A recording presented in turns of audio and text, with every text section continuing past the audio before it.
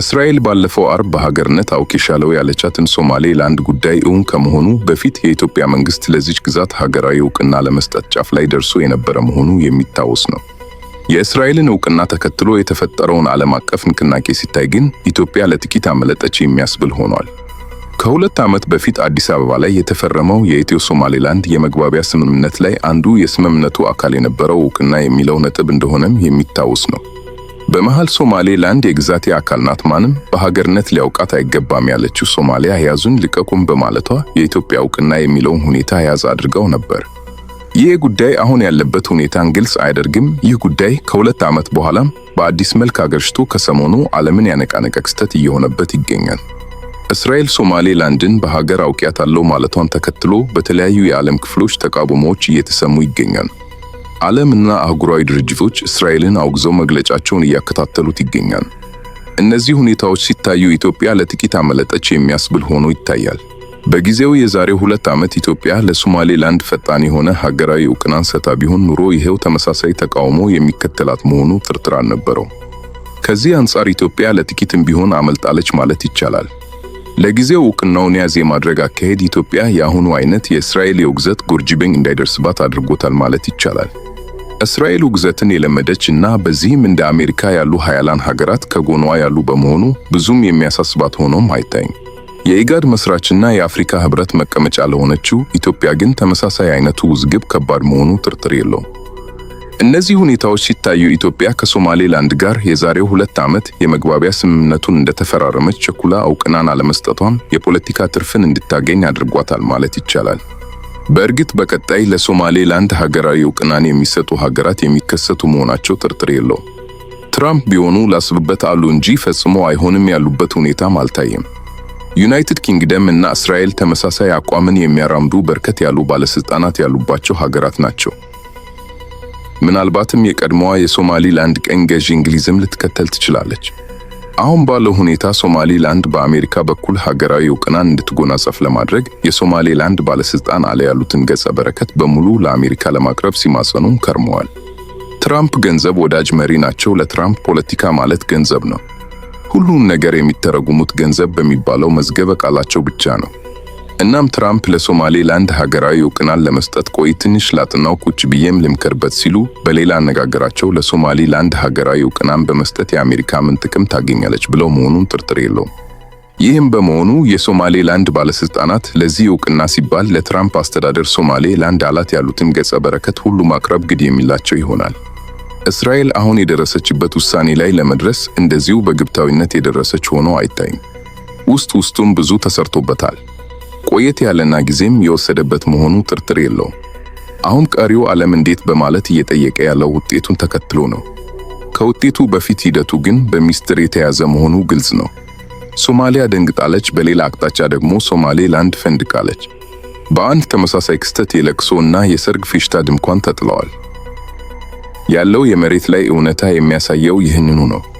ልክ የዛሬ 2 ዓመት ኢትዮጵያ ለሶማሊያ እውቅናን ለመስጠት ጫፍ በደረሰችበት ወቅት ሶማሊያ ምን ሲደረግ ሶማሌ አንድ የግዛቴ አካል ናት፣ ከሶማሌላንድ ጋር የሚደረግ ማናቸውም ግዛትን የሚመለከት ድርድርና ስምምነት ሉዓላዊነትን ይዳፈራል በማለት በጽኑ አቋም ላይ ነበረች።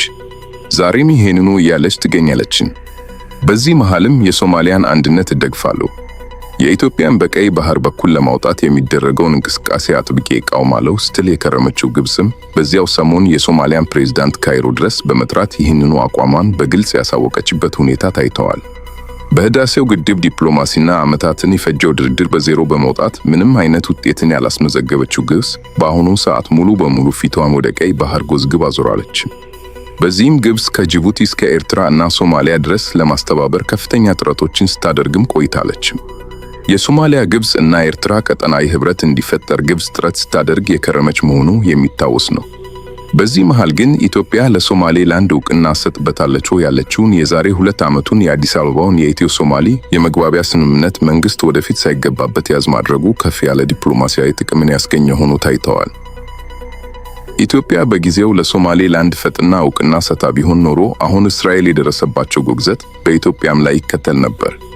ይህ ማለት ደግሞ ለግብጽ ሰርግና ምላሽ የሆነ ፖለቲካ መሆኑ ጥርጥር አልነበረውም። በጊዜው ሶማሊያ ከኢትዮጵያ ጋር ከባድ በሚባል የፖለቲካ ኩርፊያ ውስጥ የገባችበት ሁኔታ ታይተዋል። ይህ የፖለቲካ ኩርፊያም ለአንድ ዓመት ያክል የዘለቀና ብዙ የዲፕሎማሲ ውጣ ውረዶች የታዩበትም ነበር። ይህንን ጊዜን ግብፅ የኢትዮ ሶማሊያ በሰበብነት በመጠቀም ነበር። ሆኖም በመሃል የተፈጠረው ክስተት የካይሮን ወሽመጥ ቆረጠው። የካይሮ ወሽመጥ የቆረጠው ደግሞ የቱርክ ፕሬዝዳንት ረሲብ ጣይብ ኤርዶጋን ናቸው። ቱርክ በሶማሊያ ምድር ጥብቅ የሆነ የቆየ ጥቅም አላትም። ጥቅሙ ኢኮኖሚ እና ወታደራዊ ጭምር ነው። ኢኮኖሚያዊ ጥቅሙ በህንድ ውቅያኖስ ውስጥ ያለችውን የሶማሊያን የአሳ ሀብት ከማጋዝ ጀምሮ እስከ ነዳጅ ፍለጋ ድረስ የዘለቀ ነው። ከዚህ ውጭም ቱርክ በሶማሊያ የባህር ዳር ብቻ ግዙፍ ወታደራዊ ቤዝን እየገነባችን ትገኛለች። ይህም በመሆኑ ቱርክ በሶማሊያ ባሏት እንቅስቃሴዎች አንዳች ነገር ኮሽ እንዲል አትፈልግም። እናም ከዚህ ብሔራዊ ጥቅማን በመነሳት በጊዜው ኢትዮጵያንና ሶማሊያን ለማስታረቅ እና ቀጠናዊ ውጥረትን ለማርገብ ደፋ ቀና ስትልም ከርማለችም። በዚህ መሃል ደግሞ ውጥረቱን እንዲቀጥል የምትፈልገው ግብፅም በጎን አለው በማለትም ላይ ነበረችም። በኢትዮ ሶማሊያ እንዲሁም የራሷን ፖለቲካን መስራት ትፈልግ የነበረችው ግብፅ በወቅቱ የሶማሌው ፕሬዝዳንት ሐሰን ሼህ መሐመድን ካይሮና አስመራ ድረስ በመጥራት ዙሩን እንዲያከሩ ስታግባባ ቆይታም ነበር። ሆኖም የቱርክ አንካራ ሶማሊያን እና ኢትዮጵያን የማግባባቱ ጉዳይ ሚዛን በመድፋቱ ሁለቱ ሀገራት ሰላም አወረዱ። የኢትዮጵያ መንግስትም ሶማሌላንድን እንደ ሀገር አውቅሻለሁ ያለውን የአዲስ አበባውን የኢትዮ ሶማሊያ የመግባቢያ ስምምነት እንዲያም ሳይል ዝም ብሎ የያዘበት ሁኔታ ተፈጠረ። በዚህ ወቅት የካይሮ ባለስልጣናት ክፉኛም ተበሳጩ። በጊዜው የግብፅ የፖለቲካ ሐሳብ የነበረው የኢትዮጵያ ሶማሌላንድን አገር ነሽ ብላ አውቃለች። ከዚያም ይህንን እውቅና ተከትሎ ዓለም ኢትዮጵያ ላይ የውግዘት ወርጅብኝን ያወርዳል፣ ኢትዮጵያም ከቀሪው ዓለም ትገለላለች የሚል ነበር። በዚህ ሂደት ውስጥም ኢትዮጵያና ሶማሊያ ወደ ጦርነት ሊገቡ ይችላሉ። አጋጣሚውንም በመጠቀም እኔም እደረባለሁ የሚል የካይሮ የሴራ ፖለቲካም ተሰርቶም ነበር። ይህንንም የሴራ ፖለቲካ ወደ ተግባር ለማስገባት ግብፅ በሶስት መርከብ መሳሪያን በመጫን ወደ ሶማሊያ እስከ ማስገባትን ደርሳ የነበረ መሆኑ የሚታወስ ነው።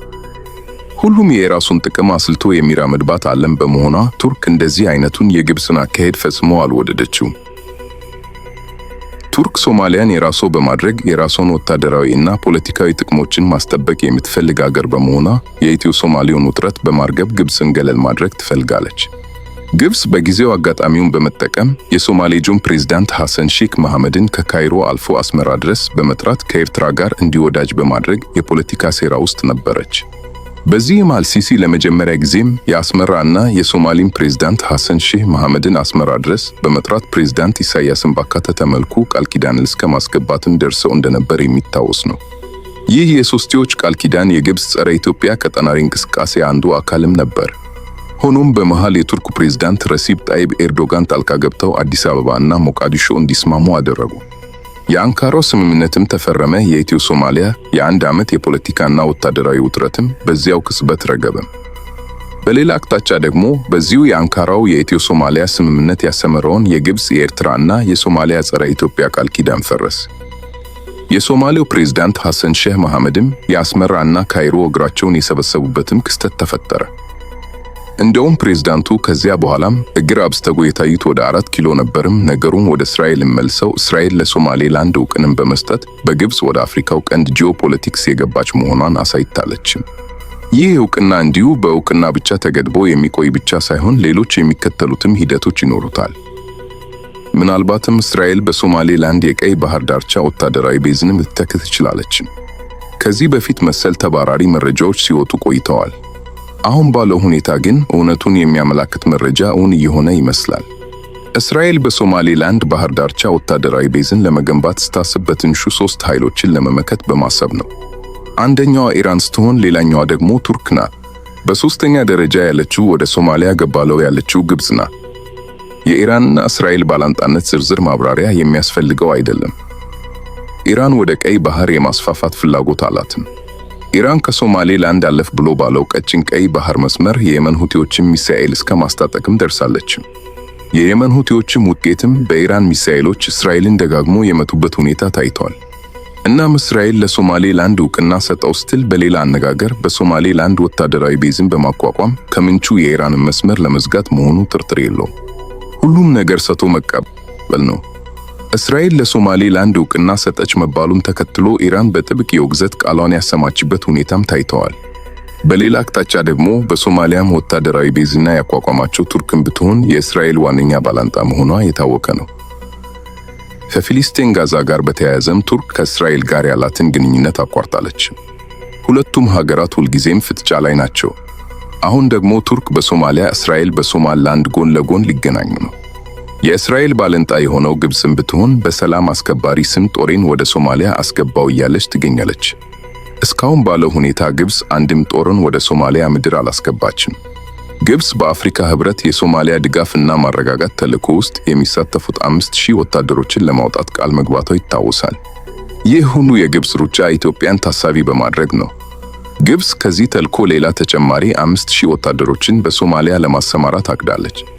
ግብፅ በሶማሊያም ሆነ በኤርትራና በጅቡቲ በኩል እየሞከረች ያለችው ኢትዮጵያን ለማስጨነቅና ድክመቷን ለመጠቀም ነው። ኢትዮጵያ ከአረቡ ዓለም ጋር ባላት ግንኙነት ዙሪያ በርካታ ጥናቶችን በማድረግ የሚታወቁ ፕሮፌሰር አደም ካሚ ከኢትዮጵያ ኢንሳይደር ጋር ባደረጉት ቆይታም ተናግረዋል። የእስራኤል ወደ አፍሪካ ቀንድ መምጣት ሀገሪቱ ኢኮኖሚያዊ፣ ፖለቲካዊ እና ሌሎች ፍላጎቶቿን ማሳኪያ መንገድ የምታገኝበት እንደሆነ የገለጹት ፕሮፌሰሩ ይህ የአሁኑ የእስራኤል ወደ አፍሪካው ቀንድ መግባት ለግብፅ ትልቅ ኪሳራ እንደሆነም ተናግረዋል። እስራኤል ለሶማሊያን እውቅና መስጠቷም ለግብፅ ትልቅ የዲፕሎማሲና ፖለቲካዊ ኪሳራ ነው የሚሉት ፕሮፌሰር አደም ግብጾችን መቀበል እንደሚቸግራቸው አክለዋል።